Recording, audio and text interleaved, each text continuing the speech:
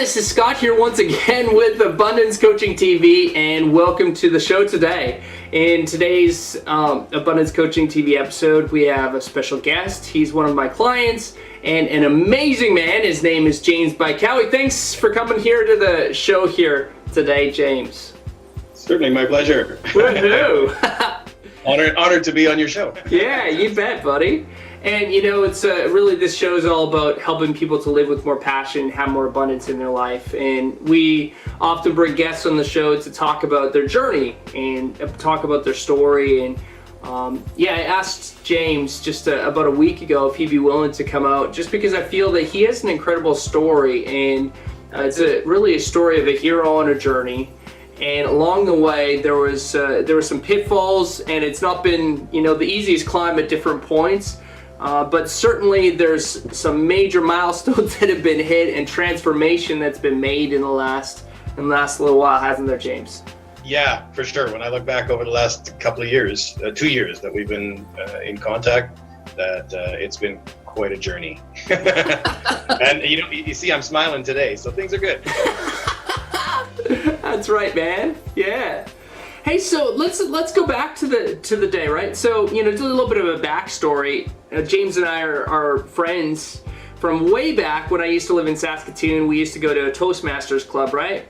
And we had an affinity because we were both part of this club. It was a great, I would call it a higher end club where there's a lot of business people, executives, realtors, business owners, things like that. And we were part of this club, and we were really pushing each other, for those top spots to speak at speaking competitions and things like that, weren't we, James? Oh yeah, no, you gave me some great advice on some of my competition entries. That's right. Yeah, and you got really far in a couple of your speeches as well, didn't you? I did. A couple of them I took all the way to the division. I actually won the division contest one season, so that was pretty good. Yeah, sure proud of you on that one. Leaderboard. We both have our name on the leaderboard there in Saskatoon, don't we? So there's a bit of a backstory, but then, I moved to Sydney, and you're back in Saskatoon, and I actually just reached out. We kept on having the conversation, didn't we, about, me mentoring you a little bit with some of your speeches. I reached out one day, and when we met to talk about your speech, you had some other stuff that you wanted to share with me that was way more important, and we had a chat about that. Yeah. Yeah. Well, there's twists in life that you can't foresee, and I think what I had brought up to you at that conversation was that after an 18-year marriage, it was disintegrating, and I didn't see it coming and didn't realize what was happening around me. I just felt terribly confused, and as it started to take shape and I realized just what was happening, of course I felt like my life was falling apart. My marriage was a huge pillar of stability in my life, and when that wasn't strong anymore, I kind of freaked out. I didn't expect such a change in course halfway through my life. I was 44 at that time, and I thought I had the stable suburban life, right? I was a suburban father of two with a SUV and a house in the burbs and a dog, and that picture of suburban success. Yeah. But all was not well, and of course I had to try and land on my feet, and it was tough. I mean, I know that there was counseling that was provided for me through work, and in the most desperate moments, I made use of that as well. And these are just people to reach out to and be able to tell my story. And we connected early on, and I wanted your help in landing on my feet and just trying to be awesome every day. And the little steps, where you sort of have to try to reclaim your own identity as one whole person instead of one half of a couple, which I had been for so many years previous. It really feels like you're ripped apart. And other people that I had talked to said, I don't think it's going to make sense at this moment because you're not ready to hear this, but you will be okay. I thought, well, that doesn't help me very much at this moment. Yeah. So, Scott, you took me, through these initial steps of thinking about who I am and what's important and reclaiming myself. And boy, have we ever built on that since. I spent some time just trying to find myself and reaffirm my preferences and my hobbies and my activities and things that I like to do that I didn't have to. It wasn't part of a compromise anymore. It wasn't part of a relationship anymore. It was just me. That's interesting, isn't it? Can we hang on that? There's a remember we had that chat about how you even felt like you needed to reconnect with other guys because your whole makeup was, it's like you and your spouse. Yeah, she was my best friend, my closest friend, and a lot of, I noticed that in a lot of couples, right? I mean, you're closest to your spouse and you sort of lose connection with just going out for beers with the guys or going out to play pool or any of those, lighthearted stuff, just going to hang out. I hadn't done that. And so I felt I really needed to rebuild myself. I mean, at the time that my ex and I split, I didn't even have a preference for music anymore. And that was another thing that I had noticed. It felt like I didn't have a personality of my own. And so it's taking time to connect with guys. And it turns out, as soon as I started saying the word separated, I hear it from a lot of other people. And it turns out there's a whole bunch of separations that are all happening sort of midlife. That's a whole other discussion. It is, yeah. And alarming and disturbing as it was, because I kind of lived in a bubble for the previous so many years, because I thought that the way that it was previous was going to be for life. But I start seeing that there's all sorts of separated and split and in the process, couples and guys that don't necessarily have a decent sized network of friends to lean on. Lots of moms are connected, and they can lean on their group of moms and stay connected and get support from their girlfriends. But the guys just sort of hunker down and go back to work and don't really talk about it. And their self-esteem might go, hit the floor. There's some guys that are not in good shape. And I found myself not just relying on my guy friends, a few up and down the street, even from me, and just, guys that I had known from before that I'm reconnecting with. I found myself drawing on them for support, but also handing it right back. Yeah. Being the supportive one who's saying, let's go out, let's do something, instead of sitting at home and moping about where you are in life. Let's go have a drink and go shoot some pool or go bowling or something, something like that, right? Yeah. So it was good. That was a valuable part of the whole process. Yeah, and I love what you're saying too, because it's really just finding out at the core of who James is, right? And part of that too came in with you just identifying what some of your values are. And we did that early, but before we even get to that, why don't we talk about something else, right? There's an interesting thing that I found I feel that was necessary, but you might have found with the coaching process, is that it wasn't all exactly down this path, right? It's like we didn't, go down. It's like next week we're gonna have these things done, right? There were a couple times where it was very just, You let me sort of get off my chest what I needed to at the start of the phone call. And that would often influence sort of what our priority was for the day. If there was something that I was considering, or something that was eating away at me, you would sort of let me explore that and bounce some questions off me and get me thinking and just talk it out, right? That's the power of talk. You're sending me documents over Skype and exercises and things to work through and further stuff to follow up on. It was great. So whatever I needed to say, or you were a great sounding board. You'd ask me some incisive questions and some provoking questions just to get to the core of what I was thinking. It was good. We never knew really where the conversation was going to go from one call to the next, but it was what was needed. Yeah. And that's also, for somebody that might be watching this show, you might feel that you're actually more of a verbal processor. And a lot of the percentage of people out there actually get therapy while talking, especially if you're going through grief or a hard time. But finding the trusted person to talk with will be one of the keys for you.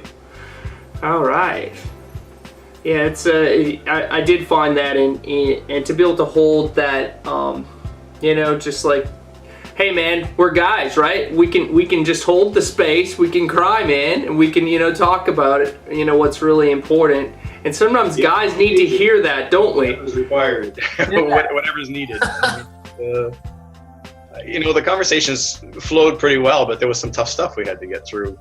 When I explain to you something that's been eating me up and disturbing me and stuff, it's hard to get it out. But you're very respectful and you're very trustworthy, and I so much appreciate that. That space to be able to come out and say the stuff I needed to say, and it helps me understand where I'm at, that much better. Good. Thanks, man. Yeah. Okay, so maybe there's a guy that's out there that's watching this show right now, right? And he's just been rocked, and working through it. Doesn't matter necessarily why he's rocked. Could be relationships or something else, but he's working through some stuff, right? And he's not used to opening up and getting to the true self and actually opening up. What would you maybe say to that guy as to what he could do or what he could choose to do? I think I'd probably try to get them to find some small, simple thing that they can do every day just to lighten the days. Because there's, when something big like that happens and you get dumped, for example, or some major upset in your life, you have to try to find a way to make the days a little bit lighter, because there's nothing but dark, right? It's this cold ache that's through everything. So, I found, luckily I had found even before the breakup, I found that going for a walk around the neighborhood would clear my mind. I have a dog, so I walk the dog, and that's something, right? It's very accessible, and it doesn't cost me anything, and I don't have to line up other people, but I can go for a walk, and I can put my headphones on or not, but just something like that brings me back to this moment. Sometimes it's hard to get out of your head, all the thoughts rolling around. So that's where the music might come in handy, and just you can sort of zone out and almost meditate on the music, right? It sort of simplifies your thoughts, and that would give you a bit of peace from your otherwise painful situation. So that's why I say, not only was I discovering guys that were nearby that I could connect with and just hang out with a little bit, but rediscovering my own hobbies, right? I started running, and I'm not much of a runner, but I did it anyway in little bits, or walk running or whatever. And I started cooking more so, and more so with onions, because that never happened when we were married. She wasn't big on onions, so I kind of took pride in that. And there was friends of mine who said, "Wow, I can't believe that you stuck with your Japanese drumming. That's another hobby of mine." Well, it's a habit too, isn't it? I find myself doing it on the desktop. Yeah, it is a habit. But that was something that people said, "Wow, I can't believe that you continued showing up for practices and when all this was going down." Well, of course I showed up for practices, right? That's my stability. And that's my distraction, and staying in contact with people and stuff, other than just going home to an empty house. Yeah, that's tough. Yeah. Or just going back to work. That's tough, because people tend not to open up so much at work. Yeah. So those small steps, right? Finding something that's easy and accessible for you to do that will distract you from your pain. Walking's good, cooking's good. Any hobbies that you have, or any dormant hobbies that maybe you haven't embraced in recent times, get back to them, and that'll get you in touch with good people. And that's another important thing, staying in touch with people. So that's true, isn't it? Like, there's part of your journey, right, where you actually rekindled some relationships, especially like with your brothers. Yeah. You know, you ended up going to church with one brother. Another one, you didn't hang out with him very often, and all of a sudden you're like hanging out with him more often. Well, it's good to reconnect. You know, I find out that we don't really have any good reason not to be in contact with each other. There's no big family feud or anything going on. We just got busy lives, and we find ourselves just missing each other for months on end. No excuse, right? We live in the same city, but it's as simple as phoning them up saying, hey, let's go for lunch, or let's go for a drink, or I'm going to bring over a pot of something for supper and we'll, you know, do our potluck or something. It's deceptively easy. Yeah. Right? People sort of ascribe a whole lot more effort to it, but it's a phone call away. That's it.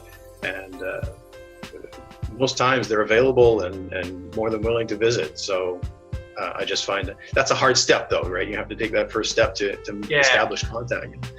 Last thing you want at that point is to be rejected. But I find it worked out pretty well. Yeah. Reconnect with friends and family and stuff. It's good. That's great, buddy. So one of the other things that I promised the viewers that we'd get into is, you know, what process did James go through that really got him just to that place of feeling whole and content and healthy and really back to his best self, back to who he is. Like, you can tell right now, you know, James is talking about his story, but he's a happy guy. And, you know, and it has been a journey. And we're not discounting any of that, because you might be going through, as a viewer, you might be going through a journey right now with your life. Yeah, we just want to, at this time, maybe take a time just to recognize that and have some empathy and compassion towards what you might be going through. Because, you know, life is a journey, but you're not meant to go through this journey alone. And it's not going to happen all at once either, right? Yeah. I didn't expect things to just pop back into place and be all good again. It was a process I had to go through, and you know, the cold ache of the new reality is what I used to call it. Right? It was like that, you know. It's like when you're cold and stiff at the same time, and it's just, you know, that kind of thing. I had to sort of face that. I drew strength from the things that didn't change in my life as well, right? My kids are still around. I have them 50% of the time. And I'm still in the same house that I was in before. I still have the same job that I had before. I'll have the same friends, which is good. Yeah. You know, all of the things that are familiar, right? I can embrace those, and then, you know, spend my last little bit of energy trying to rediscover the things that I have lost. So there's a couple of things to think about: what's familiar, and then what needs to become familiar. Wow, man, you should write a book on all this, buddy. Might be, yeah, you lived it, man. That's great. Woohoo. So we talked about your core values, right? So sort of, you know, a month or two after, you know, we really journeyed through like big stuff. We got to this place of saying, okay, we're ready for some, you know, what is James all about stuff.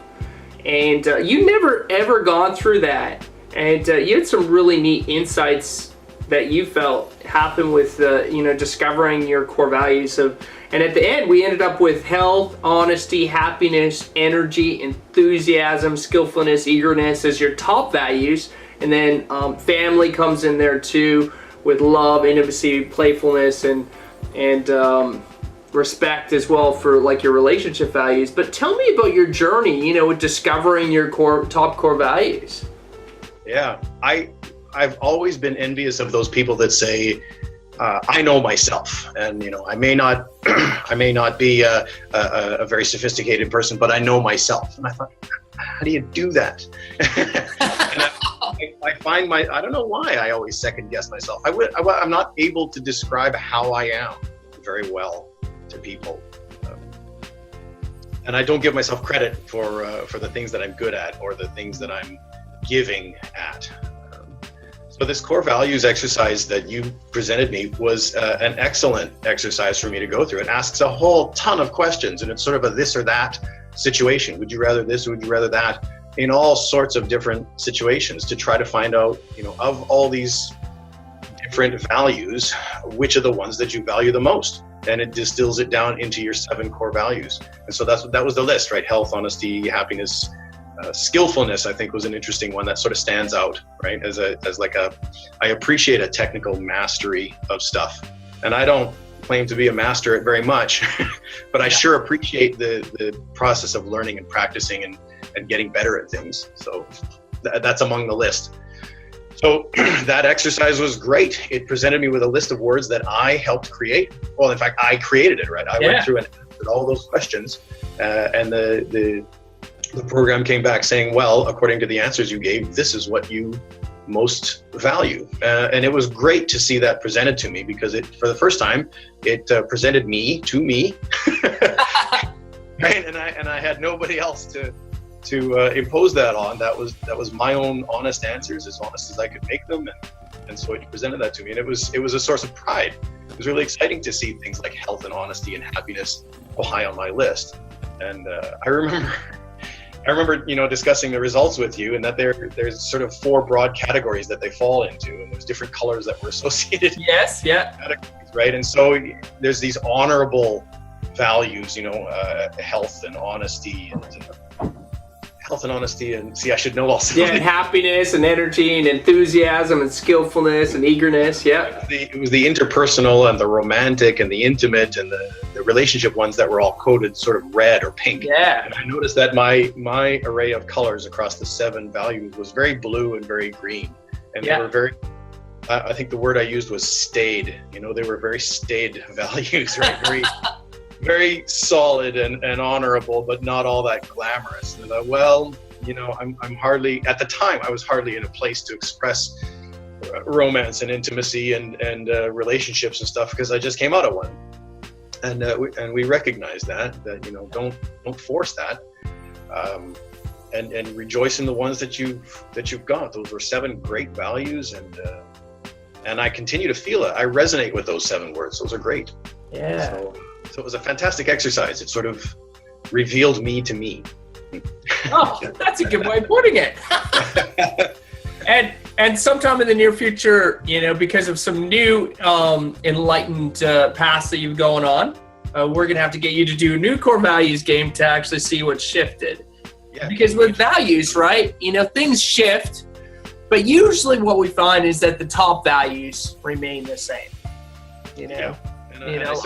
Or they shift slightly. It's hard to move one from in your top to off the list. Yeah. And I mean, for as long ago as we did that, I still resonate with those 7 words. They're great words, and I respect those words, and I aspire to maintain that. And it feels good to embrace those and to do specific actions and specific undertakings and stuff that are in line with those values. They're real. Yeah. Right? That was the acid test to see, does what you're doing, some activity that you're undertaking, or some kind of a project you're working on, or somebody that you're connecting with, does that align with your core values? And you'll know if it does or not. And it's an easy way to decide whether you're on the right track or not. Yeah. And that even barely made sense to me before I took the exercise. Yeah. So it was really, really a neat exercise, really eye-opening. It's cool. Oh, that's awesome, man. Look at you. Just as you're going now, you're just like in flow here, buddy. Bouncing around and bouncing my I'm all fired up. I haven't told you this, but here's an example of how core values can shift a little bit, but the top ones remain the same, right? So I did my core values game the last time actually about 2 years ago, and then another time I did about a month and a half ago. All right, so here's the interesting thing. So I put it up. I might be able to actually show the camera what we see over here. I don't know if we can see that on the camera. I have 2 different cameras here. So I have my wife's and mine on this list over here, right? So I'll just read them. So what was my 7 top core values were spirituality, family, both were basically 1 and 2. Wisdom, financial independence, leadership, integrity, encouragement. All right, those are my top values. And that actually was the same for 2 times doing the values game. So that I found interesting, right? So that actually didn't change. Then I waited for a bit. And then I did it again, as I mentioned, about a month and a half ago. And what I found interesting is on the final phase where the helicopter comes and you're choosing back and forth, right? And all of a sudden you're just like, it's like the ultimate matchup. You're like, what the heck? Oh yeah, that's gonna win.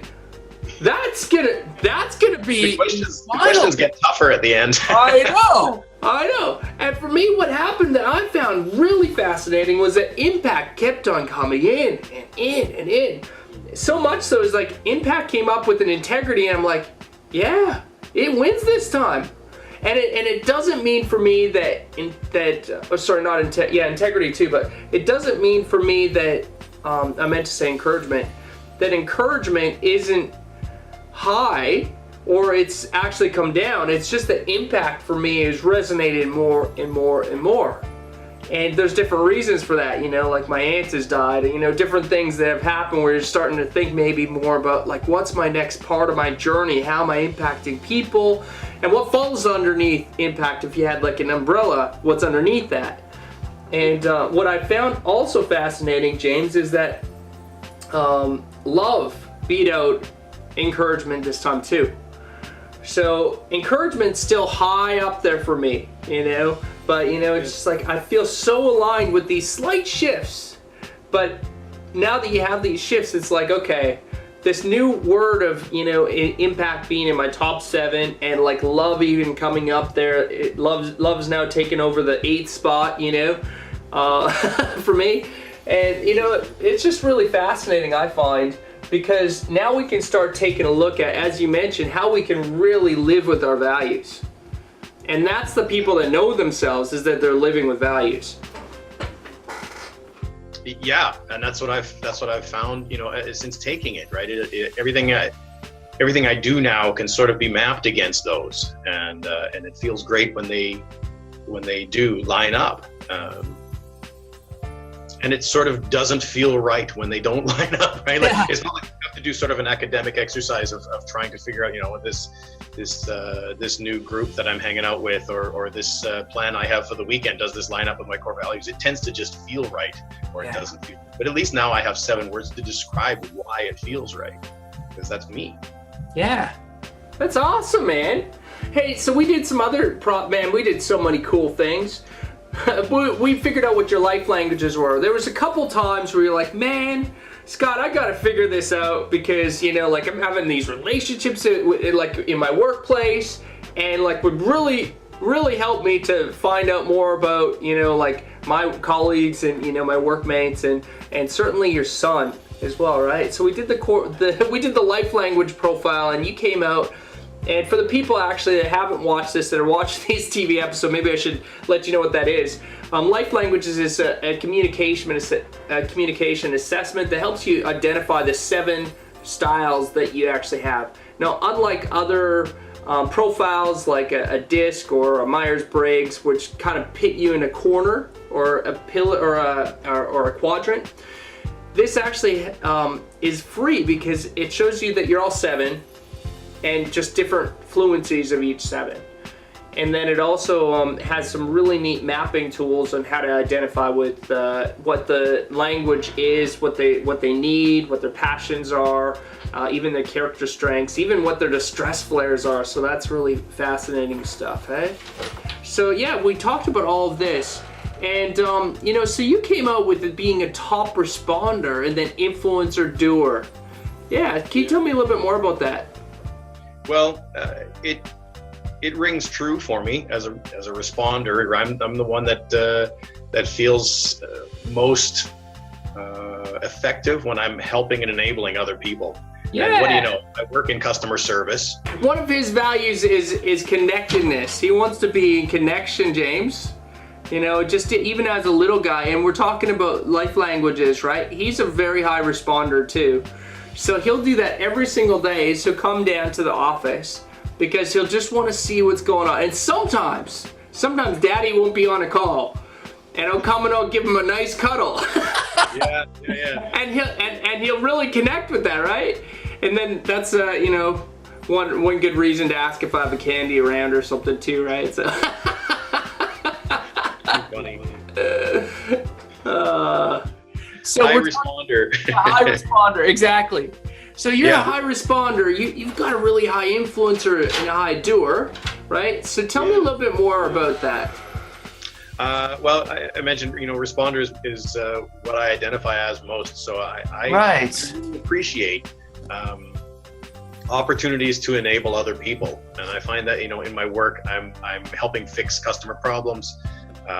If I go to visit a customer site and I'm working at their computer system with them, I find myself doing this informal training with them just to help spread knowledge around. And ultimately, I think the reward for me is seeing the smile on their face, that spark of understanding that really fires me up. And so in Toastmasters, I'm still continuing with Toastmasters. I find myself really enjoying the opportunity to get people on a development track and help them achieve goals and stuff. That's really igniting for me. That's right on. Awesome. Yeah. And it plays a little bit, I guess, more into the doer as well, right? I really like that feeling of accomplishment and visual progress. I live by to-do lists because I've got my scattered moments, and if I don't have a list in front of me, then something low priority is going to take over. The communication segment was great because it really reinforced what I already knew about myself, or it laid plain the way that I communicate and the priorities that I have and stuff. Yeah. So it was quite effective assessment of how I communicate. Yeah, that's awesome. So effective that I thought, boy, I should get my son to take this. That's right. You got Evan to get this going too, right? Yeah, and so they have the same test, a kids version, where they still ask a whole bunch of questions, and they're sort of, would you prefer this or that, or which is more important to you in this situation? It's all those kind of questions. And he came out as a very, very strong shaper, not so much a responder, not an influencer or a doer. And a shaper is a totally different kind of person. It is. It could explain a little bit of the friction that we experience in our team. And a higher mover as well, which is your lowest. Yeah, well, it sort of quantified how we miss each other. Yeah. Misinterpret each other. Don't connect on a bunch of things, right? He, as a shaper, he's the one in his group of peers that will set the standard. He's the one that will push the boundaries. He's the one that will be leading way out in front. I'm not sure, if he feels a pressure to do that or if that just comes naturally to him, but it sure helped explain, how he's got to be. He loves to run things. And it's hard being the parent of a kid who loves to run things. That's where I insist on running things too, because I'm the parent. But highlighting those differences sort of gave me a bit of a framework on how to approach them more effectively and frame things in a language that he would respond to more. Yeah. Rather than just giving me a blank stare. Yes. That's good. And it hasn't turned me into more of a shaper, and it sure hasn't turned him into more of a responder. But at least we have some good ways to moderate in the middle, right? We meet in the middle on things. It's helped you to communicate at different levels, at better levels, hasn't it? Yeah. To appreciate and understand. Because he's a teenager. we can only make so much progress, but yes, that's true. That's an interesting point that you bring up. There might be somebody on the call here today even that just has an experience of I have a teenager and I'd like to know my teenager better and communicate with them more, right? And this would be a great tool for a parent who has a teenager and they're just not speaking, the same language. Yeah. The hard part is getting them to speak. Yeah. It's sort of an ongoing, concern I have is how wrapped up in their electronics they are. Yeah. I have a daughter who's 11 and she's just as wrapped up. And man, they spend a lot of time in front of a screen. And so I find myself, trying to coax both of them out, right? I want to eat dinner together and chat about whatever, right? We can talk about whatever. We can talk about the video game that you'd rather be playing. That'll get you talking. Yeah. But if you're going to shape things, then you can decide what we talk about. Yeah. But that way I at least get them talking. You know what I mean? Just simple face-to-face interactions, right? Those are increasingly important to me. And I'm still sort of shaking my head why I insist so hard that we eat dinner together. But, this is important to me. So yeah, that's great. It's another one of those, Tuesday evening at 5:30 kind of things. It's the middle of the work week kind of routine. But I insist that we spend some time together talking face-to-face with all electronics face down. Yep. That's a real struggle for them, but we're working on it. And that's awesome. Way to go, Mr. Dad. You only have so many years in those teenage years before they're off on their own, and you want to see it the most. And that's one of the things I want to say about you, man, is that you want to give the most to those kids. You want to be the best for you, but you want to be the best for them. Yeah. Mm-hmm. Yeah. It makes it hard to say no when they have, outrageous requests. Yeah. or when I've got a set of priorities for something really good that I want to plan for them. They don't see it the same way, and they're fighting me on it, and I have to try to impose my grand plan somehow on them. Yeah. It's a bit. It's parenting. Yes. What it is. It is. It's such a strenuous job, but I mean, everybody's sort of going through that. You did point out to me, though, that with my son being 13 now, I've really only got about 3 years before he's mobile on his own, and he's going to choose to be with his friends all the time. Yeah. So make these next few years count. Yeah. Try to infuse the best I can in them before, you sort of set them free. That. That's it, buddy. That's right. So you've had some transformations, man. So I just have to say, here's a man that's been on a journey. For you watching, if you want to go on a journey, right? You maybe don't want the start of it, but sometimes life is not. Yeah, it's just like it holds all of these different things that can happen, right? And you might find that you're in the midst of, some really hard times.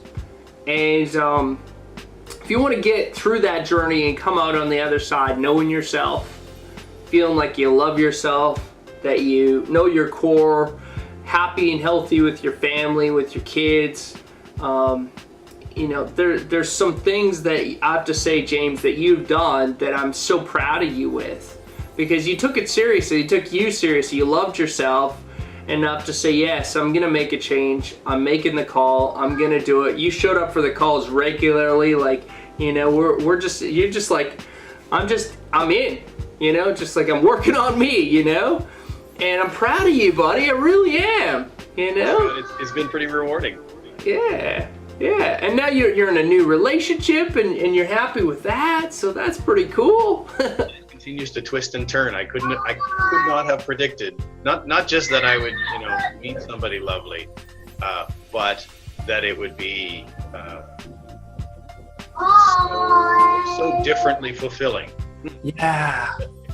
It's very exciting, and I care about her, and I care about my kids, and I care about myself, and I've got all these priorities, and you might even be able to see back there on my whiteboard. I've got my list of important things that I want to hold through. It's sort of a set of principles, not so much core values, but things that I want to remind myself of all the time. And some of them are for her, and some of them are for the kids, and some for me and family, and it just it spirals up. Yeah. When I manage to hang on to myself and hang on to my kids and find the good in every day, then things start spiraling up. It seems like good things continue to happen. That's it, buddy. Yeah, I'm just rolling with it. That's it, man. Woo! Well, bro, I'm so proud of you. This is, you know what? There's somebody on this show, right, that's watching this that's gonna be like, yeah, you know what? I want to change. I want to come out on the other side, like James has come out on the other side, where I'm happy and content. I know myself more, and I came through that hard time, with wellness, with wholeness. Yeah. So what final piece of encouragement might you offer to somebody that wants perhaps like a piece of what you have coming out the other side with the transformation, with having had broken through?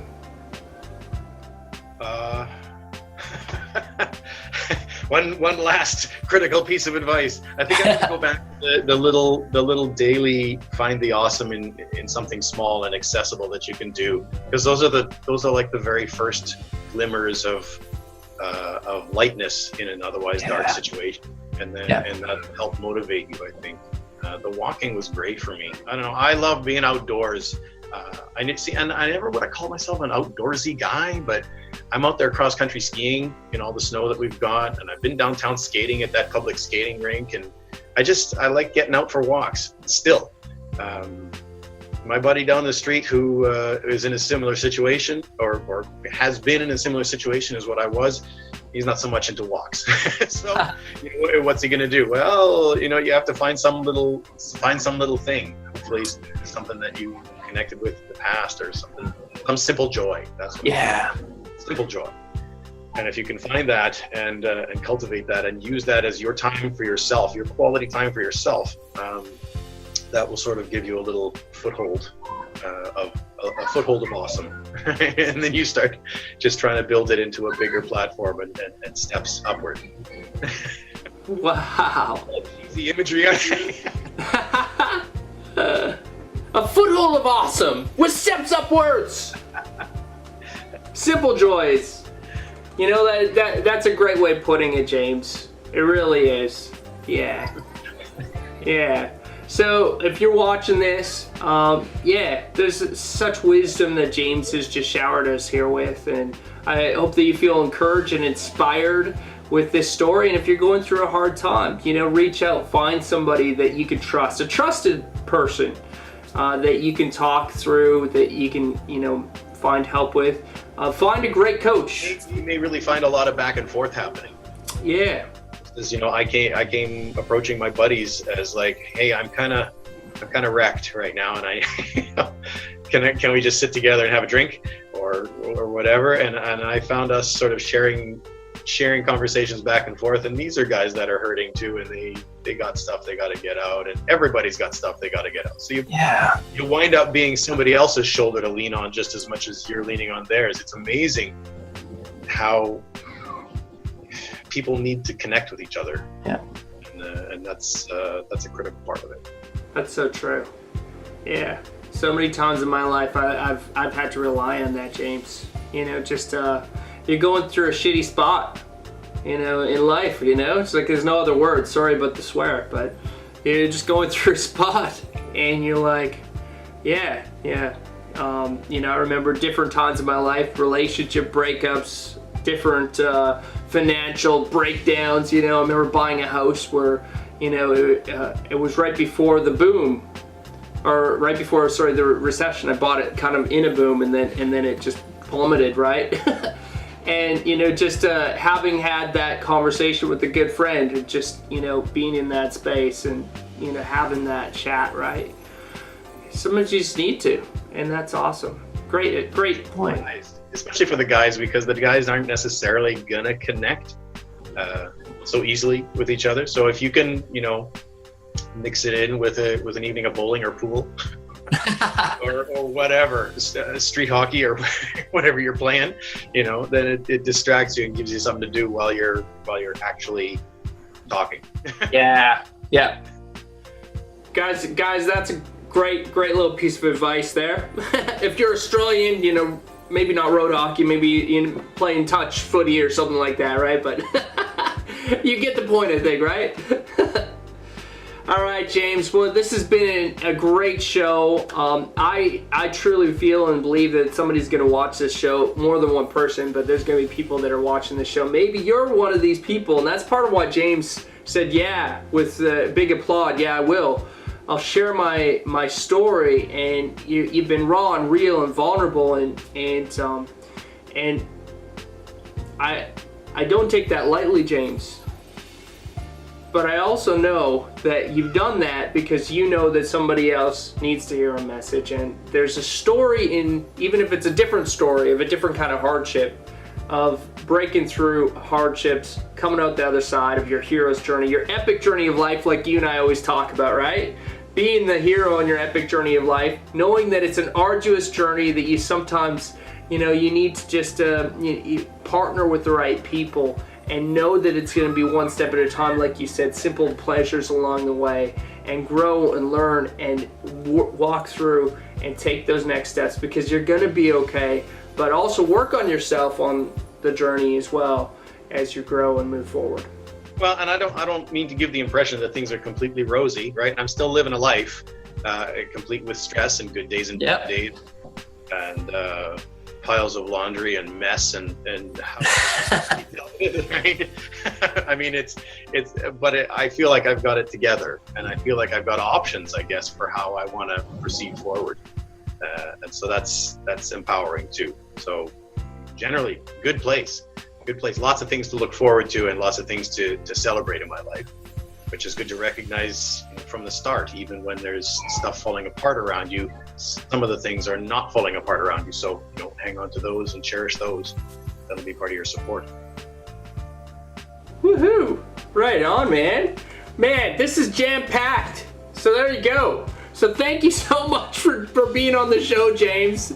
This is such a good episode, and if you're journeying through a hard time, we encourage you, maybe rewatch this episode, learn, grow, find support. You know that you're on a hero's journey. There's other people that are trusted people to bring around you, to come on your corner.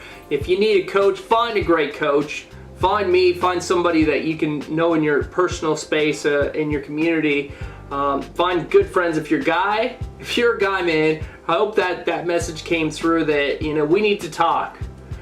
And sometimes it could be over a field hockey or a footy game, right? But bring it up, and you're just as much of a shoulder as they might be to you. So bless you guys, and thank you for watching. This is Abundance Coaching TV. My name is Scott. Until we chat again, live with passion and have abundance in life.